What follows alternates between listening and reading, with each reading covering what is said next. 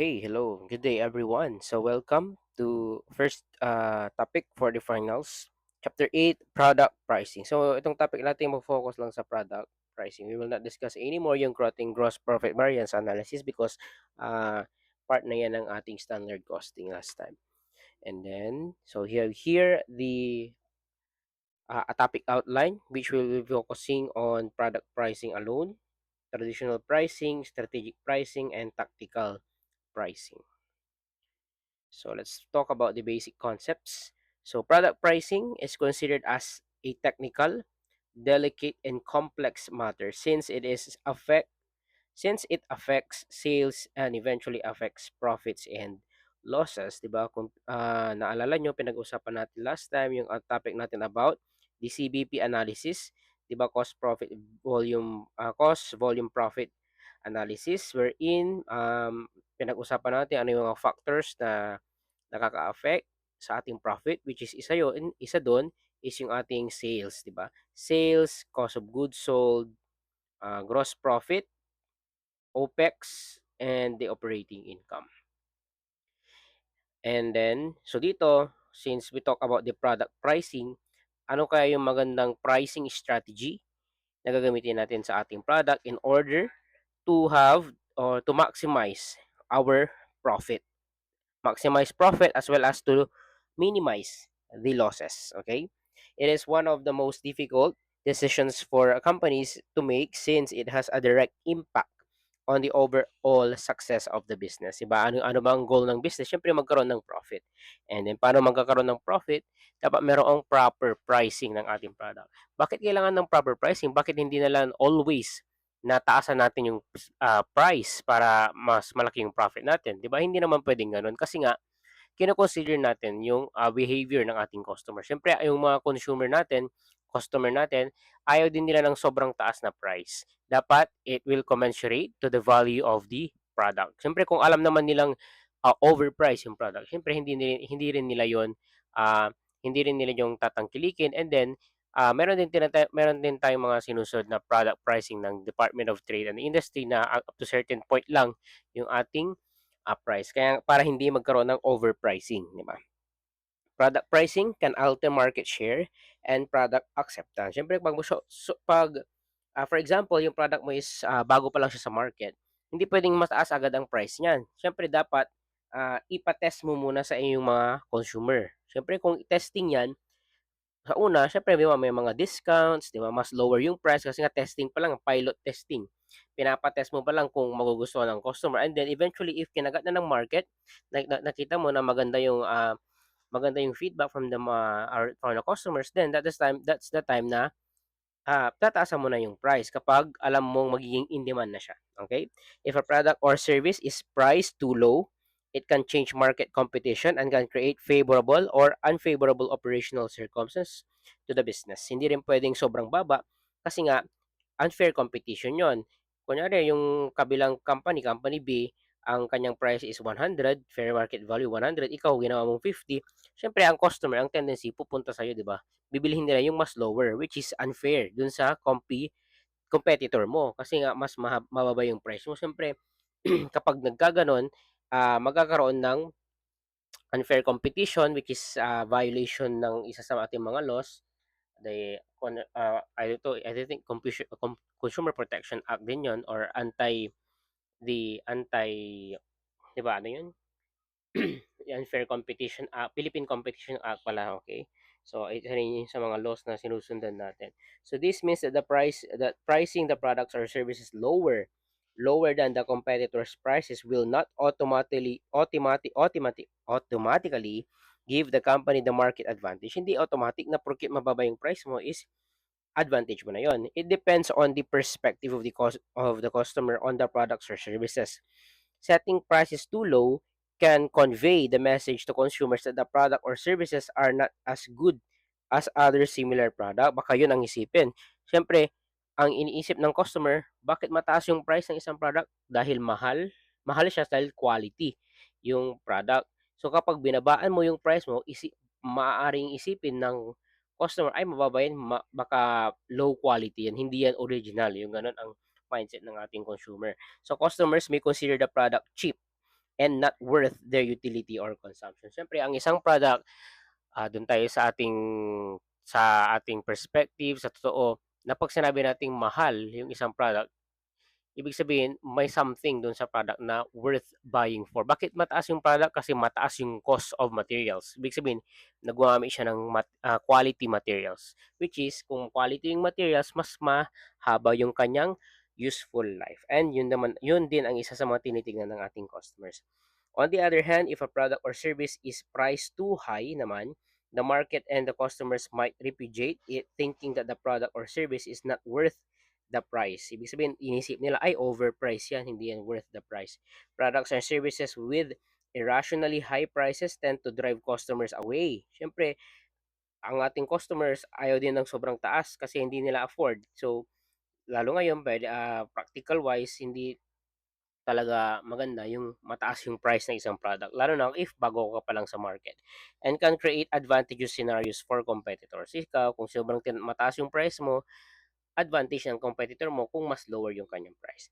Product pricing is affected by many factors like government regulations, ano pa, technology advancement, inflation, and others, which is primarily market conditions. That's why different pricing models were developed depending on the product pricing goals of a certain company. Okay? Ngayon, pag-usapan natin ano yung mga product pricing models. So, product pricing is a process. Okay, ano ba yung product pricing? It is a process of entailing the product's value into quantitative terms. Most often, product pricing is considered as an art, since pricing should be based on the perspective that the price is unique, since the products and services that the company offer are also unique. A company should capitalize off of the unique value it provides to its customers. Generally, pricing models can be grouped into three, and they are as follows: traditional pricing, strategic pricing, and tactical pricing. Under traditional pricing, andun yung ating cost-based pricing, perception-based pricing, and the controlled market-based pricing. For strategic pricing, target pricing, life cycle pricing, skimming pricing, and penetration pricing. Under tactical pricing, time pricing, material-based pricing, and transfer pricing. So, isa-isayin natin yan. So, let's start with the traditional pricing models. Number one dyan is the cost-based pricing. Cost-based. So, when we say cost-based, it is considered as the simplest technique. Simplest, pinakamadali na selling price. It is based on the premise that the selling price should cover the cost of of producing a product and operating a business plus the target or desired profit. So, it is depicted as below. So, cost and expenses, kung ilan yon, add mo yung desired profit mo or target profit, yun yung selling price. Kaya nga nakabase siya from the word cost base, yung pricing mo is nakabase sa cost. So, yung cost, dadagdagan mo lang siya ng certain amount, and then yun na yung certain amount or yung desired na gusto mo maging profit, dagdag mo siya, patungan mo, di ba? So, yun na yung selling price mo. Since this pricing model is anchored to the definition of cost, the process of establishing selling prices depends on the cost base used. So, the cost base is either absorption cost, which include the direct materials, direct labor, and factory overhead. Di ba pinag-usapan natin last time? Prime cost, which is the direct materials and direct labor. Conversion costs, which include the direct labor cost and factory overhead. Full cost, the manufacturing and non-manufacturing costs. So the determination of cost base and non-cost base depends on the definition of cost used in the pricing model. So in computing the selling price under cost based pricing, ito yung formula. Cost base, for example, 100, add add the markup, what markup times cost base. Sabihin nating 100 times 10%. So 1.10 ay 10, sorry. Multiply lang pala yan. 10%, sabi natin 10% ang gusto mong idagdag. So that is 10, di ba? So ang ating selling price is 110. Ganun lang. Okay? Take note that this under this pricing model, markup is not just profit. Markup is the sum of profit and the non-cost base. Okay? Ito yung mga advantage. Simple to use, ensures cost coverage, and ensures profit. Simple to understand by the customers. Madali lang, di ba? Cost base. patungan mo lang yung cost para magkaroon ka ng selling price. Disadvantage, customer value is not incorporated. Ibig sabihin, uh, because of this, there is a risk that the selling price might be too high in the eyes of the customer. Kasi depende sa'yo eh. Kung gusto mong ilang percent yung gusto mo ipatong, yun ang yung masusunod. Pero hindi mo tinitignan yung customer value. And then might result to manufacturing inefficiencies. Okay. Next. Next is illustration number 1. Cost-based pricing. I-apply natin yung ating formula. So at the start of the current year, the accounting department of Freya Corp has provided the following data regarding the cost per unit of its product. We have the direct materials, direct labor, variable overhead, and fixed overhead, variable non-manufacturing costs, and fixed non-manufacturing costs. Top management wants a 20% return on its investment of 1.5 million. It expects to sell 40,000 units of its product in the coming period. Using the cost-based pricing, determine letter A, unit selling price, and the markup percentage, assuming the following basis. So for letter A, under absorption cost, di ba ano yung mga kasama pag absorption cost? We have the direct material, direct labor, variable and fixed, variable non-manufacturing cost, and the fixed non-manufacturing cost. So ang total nyon is 25 pesos. And then, magkano ba ang desired profit? Desired profit is 20% ng ating 1.5 million. So, 1.5 million times 20%. Tapos, i-divide natin sa 40,000 unit para makuha natin yung per unit desired profit. Desired profit per unit, we have 750. So, i-add natin yon. The unit selling price would be 32.50. Okay? So, the unit selling price is consistent. Ibig sabihin, constant, regardless of the base used. What changes only is the markup percentage as the base changes under cost-based pricing. So, ito lang, yung markup percentage na 20% lang ang nagbabago. Letter B, markup percentage is computed by dividing the amount of markup by the base. Remember that the markup is not just profit, markup is the sum of profit and the non-cost base. So if the base is absorption cost, the markup is computed as follows. Non-cost base, ano yung mga kasama dyan? Variable non-manufacturing cost, 250. Fixed non-manufacturing cost is 2. So ang target profit natin is 750. Ay, sorry, plus the target profit na 750, ang ating markup is 12 pesos. Okay, 12 pesos. So the cost base is the sum of direct materials, direct labor, variable and fixed overhead totaling 2050. Hence, the markup percentage is 12 divided by 2050 is 58.54%. And then, para ma-check natin, we have 20.50 na cost base. Multiply natin yung 58.54 ng 20.50. Makukumpute natin yung 32.50 na selling price, which is equal siya dito.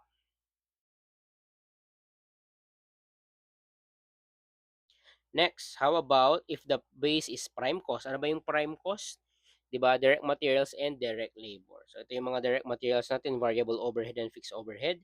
And then, okay, variable, ano to? Non-cost base, variable overhead, fixed overhead, variable non-manufacturing cost, and fixed non-manufacturing costs. And then yung target profit. So 17.50.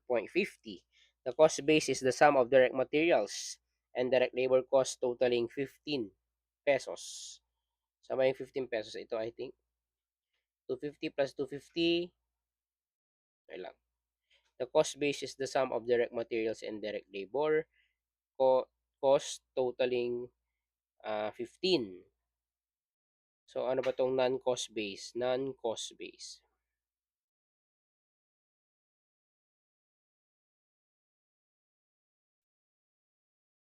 So, ano yung mga non-cost base dyan? Yung variable. Ano lang natin. Non-cost base, variable overhead, fixed. Diba pag sinabing non-cost, diba ang pag sinabing cost base, yun yung direct materials, direct labor, and factory overhead. Diba? And then pag non-cost base, the variable overhead, wait lang, ko lang dito.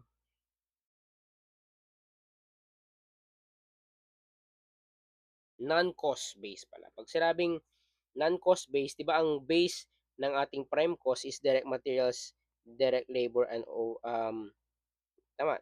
prime cost lang pala, so direct materials and direct labor. So hindi natin siya sinama. Ang sasama natin is yung non-cost base para ma-compute yung markup percentage. So itong variable overhead, fixed overhead, variable overhead, and non-manufacturing. So sa itong apat na to plus yung 750 na target profit, 17.50.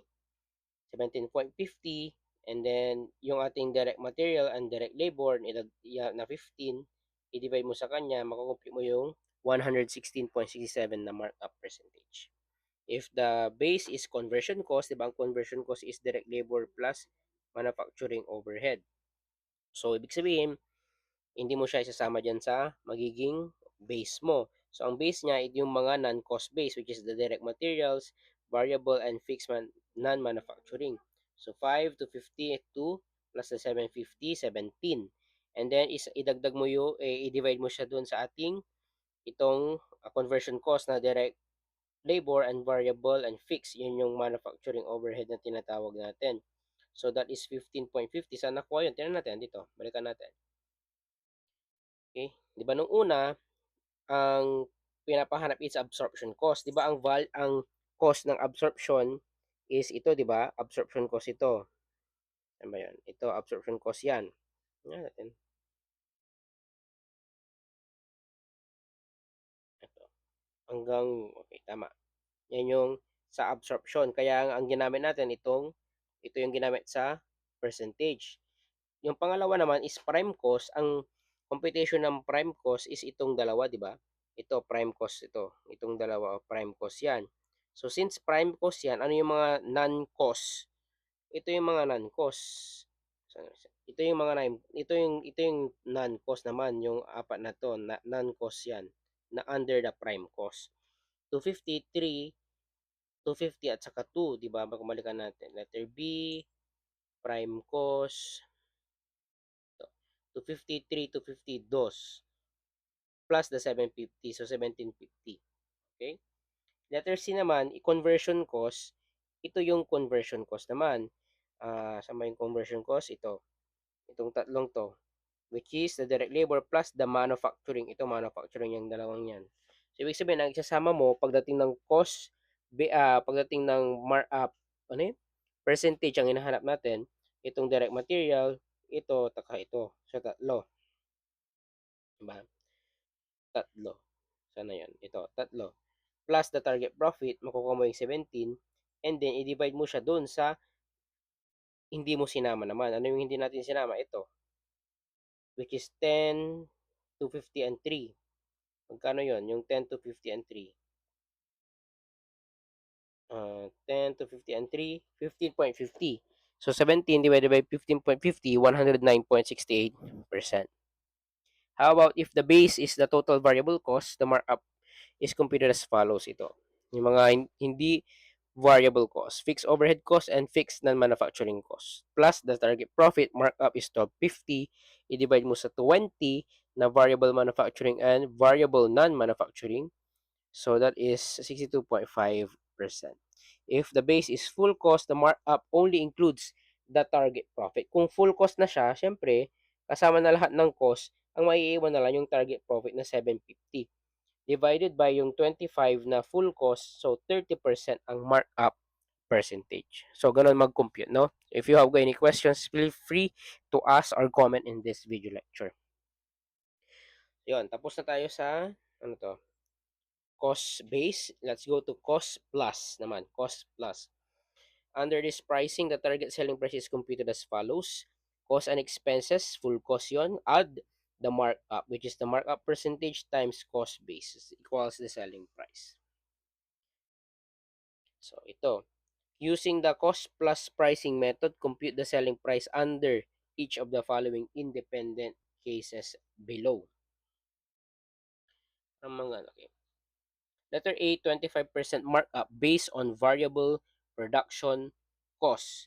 Ano ba yung variable production cost? Ano natin? Ayun, letter A. The total cost per unit is ano ba? Letter A. Saan ba yung letter A? Ito. The total FUSCO. Parang mali.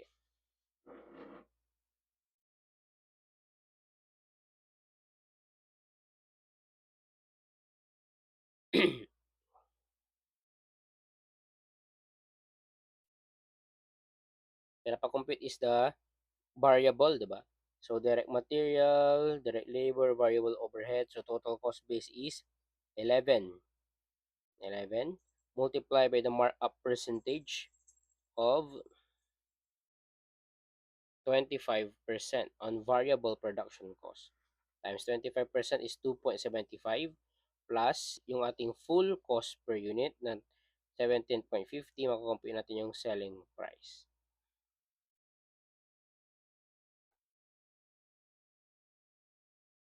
Next, 20% markup based on full production cost. Full production cost. So, magkano ba yung full production cost natin? Itong, lang, 13 times 20 plus the markup of 2.60, 17.50, selling price is 20.10. And then,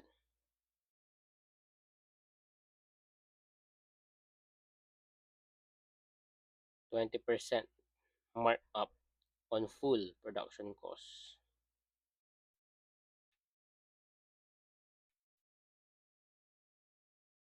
Wala. 8 plus 2 plus 1 plus 2 is 13 times 20% would be 2.60 plus the full cost is na 750 is 20.10. Yun ang ating selling price kapag full production cost. Full production cost ito. Ito naman kanina is the variable naman. Variable production cost ang ginagamit niya. For letter C, ang tinatanong is 24% markup based on variable cost. Yung kanina, variable production. Variable production. Ito naman, variable cost. Ano yung mga variable cost natin? Letter C.